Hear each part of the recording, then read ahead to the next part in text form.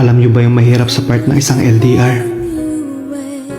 Pag dumating yung araw na isa sa inyong mawalan ng gana, mapagod, ma-out of love, or worse yung makahanap siya ng mas malapit na makakasama niya araw-araw. Yung tipong nagagawa sa kanya yung mga bagay na hindi mo kayang gawin. Kasi malayo ka.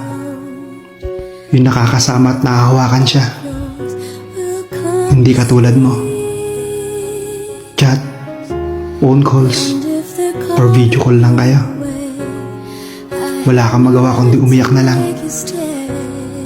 At hayaan na lang kung saan siya magiging masaya. Doon mo marirealize. Kahit ibigay mo ang lahat, kapag malayo ka, talo ka.